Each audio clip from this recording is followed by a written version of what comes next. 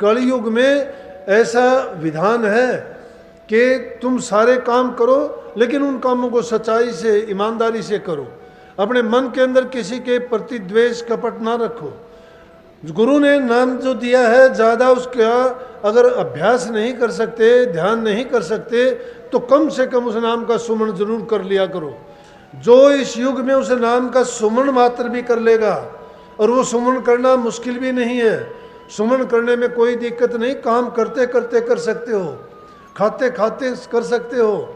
मैं कहता हूँ जिस आदमी को नींद नहीं आती हो, नींद आने ना आती हो, बेचैनी हो जाती है कईयों को, उस टाइम पे तुम अपने मन को नाम में लगा दो, नींद आने में देर नहीं लगेगी, आपको फटाफट नींद आ जाएगी। क्योंकि नाम के सुमन से मन को शांति मिलती है। जब मन को शांति मिलेगी, बेचैनी इसकी मिट जाएगी, इधर उधर की भागना छूट जाएगी, मिथ्या विचार जो दिमाग में आते हैं उनसे छूट जाएगा। तो जो जो उस नाम का प्रभाव जमता चला जाएगा, वो छोटी चीज़ें हैं, काल और माया की चीज़ें, वो नाम को देख के भाग जाती हैं। नाम को सुन के तो यमदूत भाग जाते हैं। तो मन में उठने वाली कल्पनाएं क्या है, वो तो कुछ भी नहीं है, परंतु हम गौर नहीं करते इन चीज़ों पर। हम तो सोचते हैं नाम एक रस्म था। ये रस्म नहीं है, ये तमाशा नहीं है, ये मेला नहीं है। आप अपनी रूह को जगाया करो। जो बात आपके प्रति कही जाती है वो उनको अपनाया करो। जीवन में जब उतारोगे, ये जीवन बदल जाएगा आपका। कौन कहता है नहीं बदला? जब इतने इतने दुष्टों का, पापियों का, ठगों और लुटेरों का बदल गया, हम तो उन जैसे पापी भी नहीं हैं, हम उन जैसे चोर और डकैत भी नहीं हैं। छोटे मोटे पाप हमने किए होंगे, जाने में अनजाने में हुए होंगे, लेकिन सदगुरु से उनके लिए भी एक छोटी सी बेनती, सुबह रोज़ाना उठते एक प्रार्थना किया करो कि हे मालिक, मैं गुनहगार हूँ, मैंने पाप किए हैं, जाने में किए हैं, अनजाने में किए, गलतियाँ करता रहता हूँ, संसारी आदमी हूँ, समाज में रहता हूँ, घर परिवार वाला हूँ, ज़रूरतें ऐसी हैं कि कई बार उनके लिए झूठ भी बोला जाता है, कई बार कुछ भी कैसी भी बातें कर देते हैं। लेकिन उनका अगर हम पश्चाताप कर लेते हैं सच्चे मन से, और उस पश्चाताप के साथ नाम का सुमन कर लेते हैं, तो इसी प्रकार से हमारा वो ठीक हो जाएगा। जैसे किसी घाव पर मलहम और दवाई लगाने से घाव भी भर जाता है और पीड़ा भी मिट जाती है। लेकिन गौर नहीं करते। परंतु इन बातों को सुन के अगर हम मिथ्या यूँ कह दें, किसी जैसे कोई एक दुकानदार था, रोज़ाना सत्संग सुनने के लिए चला जाता सत्संग में, और सत्संग सुन के रोज़ाना वापस आ जाता। तो उसको काफ़ी दिन ऐसे हो गए, कई वर्षों से लगातार उसका ये रूटीन था। तो एक बार क्या हुआ कि वो सत्संग में एक दिन जा नहीं सकता था, बीमार हो गया काफ़ी दिन। अपने लड़के से कहने लगा, बेटा कथा होती है और वहाँ मैं रोज़ाना जाया करता, लेकिन अब मैं बीमार होने के कारण उसमें नहीं जा सका। तो ऐसा करना कि कथा में आप चले जाइए कल। बोला कोई नहीं पिताजी, मैं चला जाऊँगा। लड़का चला गया, वो गया नहीं, उसकी जगह लड़का गया। कथा में दूसरे लोग बैठे थे रोज़ाना, बोले भाई तेरा पिताजी आया करता, वो क्यों नहीं आया? बोला जी उनको काफ़ी दिन से बुखार है, और वो कहने लगे बेटा मेरी तबीयत ठीक नहीं है, कथा में आप चले जाना। बोला इसलिए मैं कथा में मेरे पिता की जगह आ गया। बोले अच्छा ठीक है भाई, बहुत अच्छी बात है, कथा में आना चाहिए, सुनना चाहिए। नौजवान बच्चों को अगर कथा और ये अच्छी शिक्षा मिल जाए, सत्संग मिल जाए, तो वो बुराइयों में नहीं जाएंगे, ये तो बहुत बड़ी बात है। तो एक आदमी रोज़ाना जो जाता है ना, उसको इतना ज़्यादा वो नहीं होता, वो इतनी गौर नहीं करता।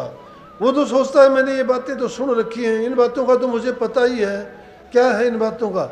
लेकिन जो नया आदमी जाता है वो उन पर गौर करता है, उस पर वो बातें उसके दिल पर चोट करती हैं। जिसके दिल पर चोट होती है उस बात को अपनाता है। एक कोई भी तुम्हें गाली देता है, पूरी जिंदगी नहीं भूलते हो, लेकिन अच्छे उपदेश आपको लाखों दिए जाते हैं, कितने याद रखते हो? आप रखते हो कभी याद? दिल पे नहीं लगती। शारीरिक रूप से यहाँ बैठे होते, तुम्हारा विचार अब भी कहीं बाहर घूम रहा है, कोई कुछ सोचता है, कोई कुछ सोचता है। ये ना सोचना कि आप यहाँ सत्संग में ही बैठे हो, सत्संग में बैठे हो और मन में दूसरी बात आ जाए। नहीं, दूसरी बात जब नहीं आए तब सोच लेना कि सत्संग में बैठे बैठे भी अगर तुम्हारा ध्यान नहीं लग जाए तो मेरे पास आ जाना। मन को नहीं जोड़ते हो सत्संग में।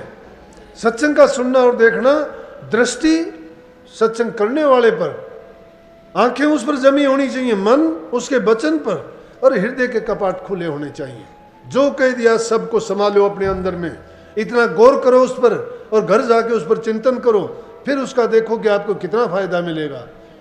जिंदगी बिता दी हमने सत्संगों में, हर 5वें 7वें दिन सत्संग सुनते हैं, लेकिन कुत्ते की दुम की तरह हमारी टेढ़ आई नहीं मिटी, बुराइयां नहीं छोड़ी हमने। वही निंदा, वही चुगली, वही बुराइयां, वही पाप कर्म, वही मलिन हृदय हमारा आज तक साफ नहीं हुआ। क्यों नहीं हुआ? कि मानते नहीं है उनको, स्वार्थ की चीज याद रखते हैं, अपने फायदे और लालच के सिवाय दूसरी बात नहीं है। लड़का था, उसने गौर की, बड़ा शांत चित्त होकर सब बातों को सुनता रहा। दूसरे लोगों को देखा, कोई कुछ थोड़ा बहुत बीच बीच में नीची गर्दन करके तूने ये किया वो किया, वहाँ कथा चल रही है, लेकिन जो रोजाना जाने वाले अपनी बात कर रहे हैं।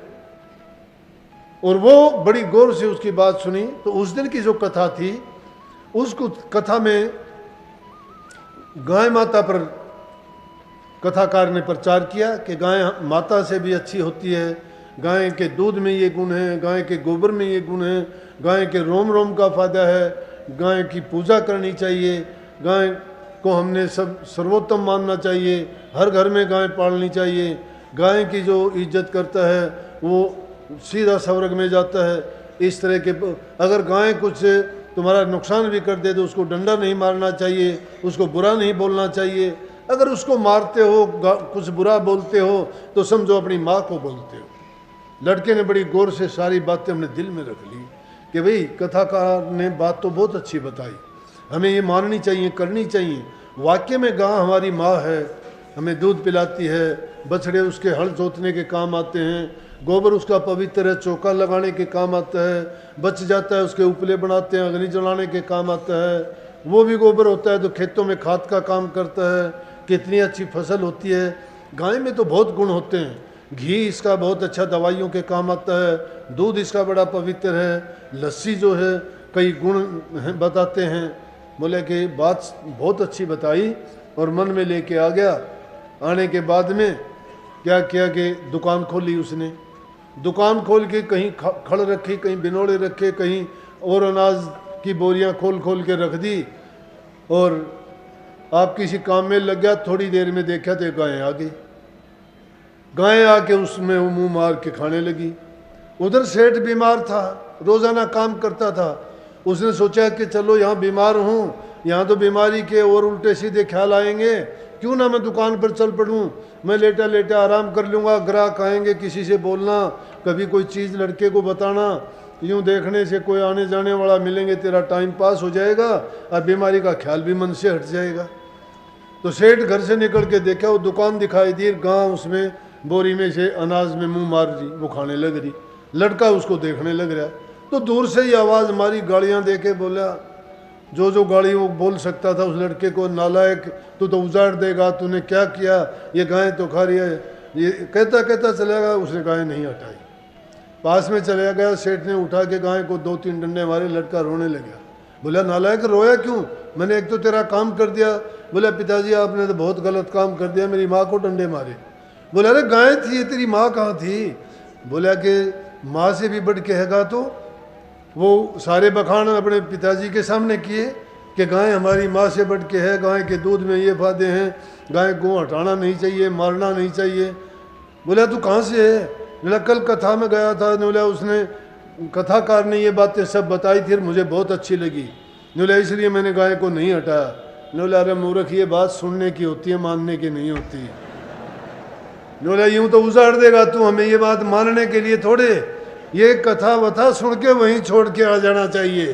तो प्रेमियों आप मेहरबानी करो, ये बातें सुन के यहीं छोड़ के ना जाना, बल्ले बांध के लेके जाओगे, तुम्हारे काम आएंगी, जीवन आपका सुधरेगा, आपका जीवन बनेगा, अच्छे कामों में लगोगे, भलाई आपकी होगी, देखने वालों के लिए अभी अच्छे लगोगे, घरों में प्यार प्रेम शांति होगा। तो ये बातें छोड़ने के नहीं, अपनाने की हैं, अपना के जाना। लेकिन ये भी नहीं है कि अपना घर उजाड़ देना, ठीक ढंग तरीके से काम करने चाहिए। हमें वो काम नहीं करना चाहिए कि जिस काम के करने से किसी को पीड़ा हो, तकलीफ हो, नुकसान हो। हमें अगर थोड़ा बहुत सहन करना चाहिए, दुख हो जाए कोई बात नहीं, लेकिन दूसरे को अगर सुख पहुंचाते हो तो आपको सुख अवश्य होगा। कुदरत का ये नियम है, जैसा करोगे वैसा आपको मिलेगा। प्यार किसी को करते हो तुम्हें बहुत प्यार करेगा, किसी से नफरत करोगे तुम्हें नफरत भी करेगा। इसलिए जो आदमी किसी को कुछ देगा वैसा ही उसको मिल जाएगा, जो देता नहीं है वो लेता भी नहीं है। कुदरत का नियम है दो और लो, तो अच्छा दोगे तो अच्छा मिलेगा ना। इसलिए प्यार किया करो, सबसे मीठा बोला करो, मीठा बोलने में बहुत गुण है। सबसे अच्छा मंत्र है मीठा बोलना। अगर तुम्हें कोई बुरा भी बोल दे तो भी उसको मीठा बोलो। और महापुरुषों की तो बात होती है कि वो तो अपने लिए नहीं, दुनियादारों के लिए, उनके जीवन को बनाने के लिए, उनको संवारने सुधारने के लिए और उनके जीवन कल्याण करने के लिए ही दुनिया में आते हैं। इसलिए उनकी बात हमेशा हमारे लाभ के लिए होती हैं। तो उन बातों को सुन के अगर अपने जीवन में उतार लेंगे तो निश्चित रूप से हमें इस जीवन में भी सुख जीवन मिलेगा। और जब इसको छोड़ के जाएंगे तो अगर मुक्ति नहीं चाहते तो कोई बात नहीं, स्वर्ग बैकुंठ जिनके लिए दुनिया तड़पती है वो कोई मायने तो नहीं रखते, लेकिन वो तो तुम्हें वैसे ही मिल जाएंगे। यहीं इसी जीवन में देख लोगे उनको तो स्वर्ग जैसे सुख और आराम। तो इसलिए नाम से बढ़ के कोई चीज नहीं है। सारे काम करते रहो, लेकिन नाम को भी उसको एक मुख्य अंग बना के रोजाना उसके लिए कुछ ना टाइम जरूर निकालो। और ये नहीं है कि किस टाइम पे करो, नहीं, टाइम के पाबंद मत बनो, फिर तो घड़ी के गुलाम हो गए आप। टाइम के गुलाम ना बनो, जब भी आपको अवसर मिलता है उस टाइम पे। लेकिन दो टाइम हम अच्छे बताते हैं। एक तो ब्रह्म मुहूर्त का टाइम सुबह का। सुबह का टाइम यह है कि आदमी जब जल्दी उठ जाता है, उस टाइम में शांत वातावरण होता है, शोर शराबा नहीं होता और मन अच्छा लगता है। उस टाइम में ना दिन की थकान होती, ना कोई दूसरे नए विचार होते। और दिन की शुरुआत जब उस नाम से अच्छी हो जाएगी तो सारे काम अच्छे होंगे। इसलिए सुबह ब्रह्म मुहूर्त का टाइम संतों ने सबसे अच्छा बताया। एक शाम का टाइम, शाम का टाइम यह है कि सारा सब कुछ करने के बाद तब सब लोग सो जाते हैं। संत लोग उसको ज़्यादा करते हैं क्योंकि उनका काम यही है। गृहस्थियों के लिए तो इतना ही बहुत है कि वो अगर थोड़ा टाइम लगा के सुमन भी कर लें। और अगर जो काम से निवृत्त है, उनकी बड़ी शानी जिनकी उम्र हो गई है, उनको तो ज़्यादा से ज़्यादा काम करना चाहिए, उनको कोई काम ही नहीं है दूसरा। तो ज्यों ज्यों और सारे काम जो हमने कर लिए दुनियादारी के, उसका परिणाम भी देख लिया कि जैसे कर्म किए थे वैसे का परिणाम भी मिलता रहा। लेकिन अब वो काम करो कि जो सिर्फ निजी हमारे लिए, हमारी रूह के लिए है। और हमारी रूह के लिए वो काम होगा जो हम नाम के द्वारा सुमन करेंगे या उसका अभ्यास करेंगे या उसका चिंतन करेंगे। इसलिए ये दो टाइम तो निश्चित रूप से बताए गए हैं। बाकी नाम का सुमन तो कभी भी चलते फिरते, उठते बैठते, खाते पीते, कोई भी काम करते हो, किसी काम में कोई बाधा रुकावट नहीं है, उसका सुमन करते जाओ। सफ़र करते हो किसी से बात ही नहीं करना, मस्ती में उस नाम का सुमन करते रहोगे, बस अपने आप इस मन को कुछ दिन में ऐसी आदत पड़ जाएगी उसके बिना रह ही नहीं सकोगे। किसी से बात करते रहोगे लेकिन मन में सुमन चलता रहेगा। कोई काम करते रहोगे मन में सुमन होता रहेगा। क्यों होता रहेगा कि आदत जब पक जाती है, हैबिट बन जाती है वो, और वो हमारी प्रकृति होगी। प्रकृति में जब कोई चीज़ शुमार हो जाती है वो हमसे अभिन्न हो जाती है, अलग नहीं हो पाती हमारे से। इसलिए नाम को भी अपना एक अंग मान के, एक जरूरी काम मान के, नित्य प्रति का एक कर्म समझ के, वो सबसे बड़ी पूजा है, सबसे बड़ा यज्ञ है, सबसे बड़ा हवन है और सबसे बड़ा तीर्थ है। सब आए उस एक में, योग यज्ञ आचार सब आ गई इसमें। इसमें सारी चीजें आ गई नाम में। इसलिए नाम बहुत ऊंची चीज है।